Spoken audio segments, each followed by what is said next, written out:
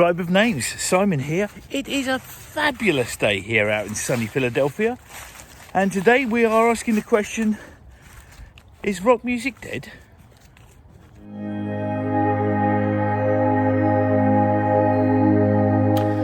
Tribe of Names. Hello there, my name is Simon Godfrey and I'm a professional musician who has spent the past 35 or so years working in and around the music industry, writing and performing.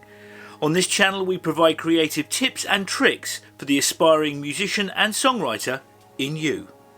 Now, interestingly enough, I first heard this question asked when I was actually playing a show fairly local to us at a place called the Kennet Flash in Kennet Square, which is about 45 minutes up the road by car from here. And we were taking a break halfway through a set and I was going out basically just to get a bit of fresh air. And there's a sort of a foyer, a sort of meeting place, I don't know, what would you call it, a small room outside the main venue where people usually gathered, especially if it's cold. And as I was going outside, I heard one guy sort of saying, "Yeah, man, rock music is dead." And of course, being the the polite British guy, I didn't feel it was necessary to insert myself into his conversation, but it did make me think about that question: is rock music dead? And there's a short and a long answer to that. The short answer is no, of course it's not. The long answer probably is a little bit more complex, but I think more interesting. And one of the main things that you've got to understand about rock music today is it's not mainstream anymore. I grew up basically having rock as the central part of my childhood life, my childhood existence, and into my teens and my 30s and my 40s. It was the mainstream music form that was around me at all times, in various different forms. When I grew up and was first getting into music, the kind of bands that I was into were the sort of new wave and ska bands, really. But then, of course, you had the big prog and rock bands of the 70s and the psychedelic bands of the 60s, and onwards into the 80s you had the indie bands and the hair metal bands, and into the 90s you had the grunge and the Britpop bands, and it was a thriving scene. But I think the 1990s and early 2000s really signalled the death knell for rock as a mainstream art form, and the rise of hip hop and rap to replace it. The thing that really is important to understand is that does not mean that rock music has died. What it actually means is it's now occupying a separate niche away from the mainstream. A little bit like, I don't know, jazz probably occupied during the 60s and the 70s. It was obviously, for many, many years, jazz was the popular art form, especially for younger people. And it was gradually supplanted by rock music, and to some extent some of the other genres like soul and funk. And when I say niche, what I actually mean, and I'm looking at this in a sort of a very positive way, because it's in my nature to look at these kind of things as opportunities rather than obstacles. And really, if I'm being honest with you, rock's changing face has given it an opportunity in this new niche, away from the mainstream, is to be free from commercial constraints. Now, for me, that's an incredibly exciting thing to think about. The very fact that rock music no longer has to appeal to a broad demographic. It can actually do some genuine research and development away from the public eye. And I'm sure there are going to be plenty of rock bands that will poke back into the charts momentarily. But if I'm being really honest with you, I like the idea of rock being away from the mainstream. I mean, when I started writing and playing music, I was aping all of my heroes, which were very much mainstream artists. But as I got into the more esoteric sort of art rock, prog rock kind of niches, I realised there was an entire ecosystem, an entire world away from the mainstream and away from the charts that was operating quite happily and worked very, very well. I mean, a classic example of that is someone like Frank Zappa, who, released 50 or 60 albums during his life and was never really once bothered by not being a commercial artist. I think he only ever had one hit, which was, Valley Girl, with his daughter, Moon Unit Zappa. And To be really honest with you, once I understood that there was a world outside the mainstream, that's the only place I wanted to be. I wanted to be away from where all of the sort of like the candy floss noise which was being made, which at the time when I was much younger, I loved. I thought it was fantastic. It was, melodies and stuff being beamed directly into my brain. I loved all of that.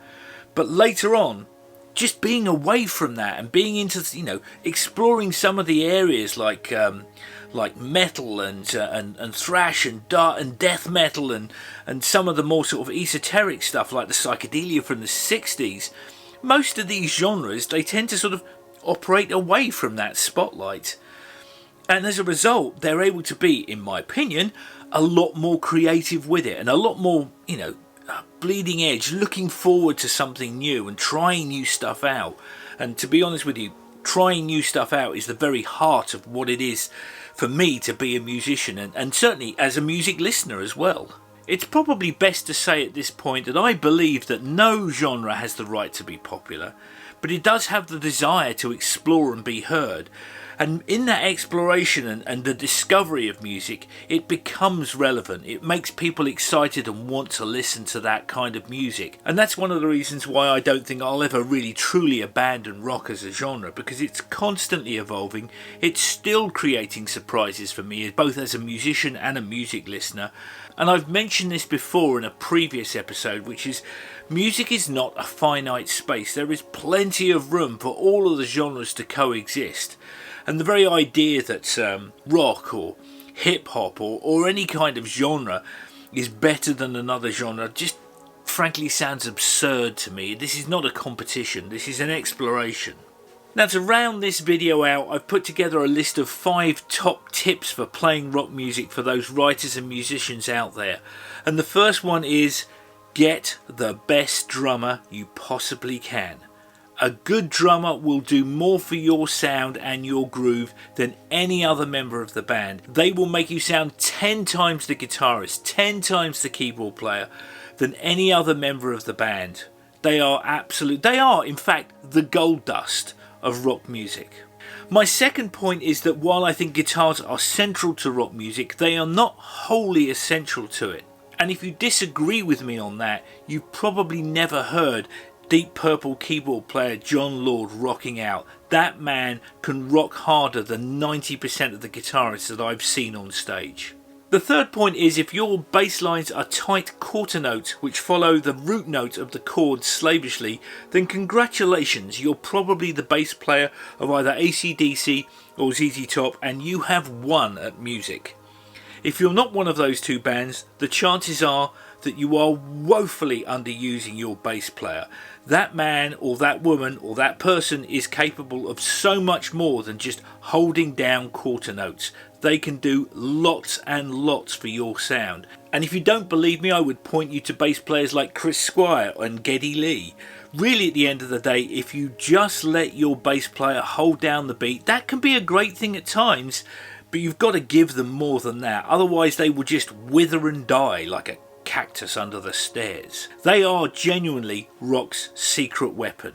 Use them well. The fourth point I would say, and this is something which I found from many years of experience playing on stage, is come out swinging. If you can't commit to playing as hard as you possibly can and as accurately as you possibly can, you've lost the game as far as I'm concerned. I don't believe that there is any place for timidity in rock music. You have to just go for it. And the fifth and last point comes from jazz bass player Adam Neely and his YouTube channel. If you have never seen him, you should go check him out. He's fantastic. And in Adam's last video, he was talking about Thelonious Monk, the legendary jazz keyboard player, who gave 25 tips to a new member of the band that had joined his outfit to go on tour. And the last point, I think, applies equally to rock music as it does to jazz. And I'm going to quote directly from what he said on that list, which is, whatever you think can't be done, someone will come along and do it. A genius is the one most like himself. Make sure that person is you. So thank you very much for sticking around to the end of this video. If you like what you saw, please click the subscribe button and the bell icon so you can be informed of new episodes as they come up. So all that remains to be said is Tribe of Names. This is Simon Godfrey. I hope you have a good week and we'll see you later. Goodbye.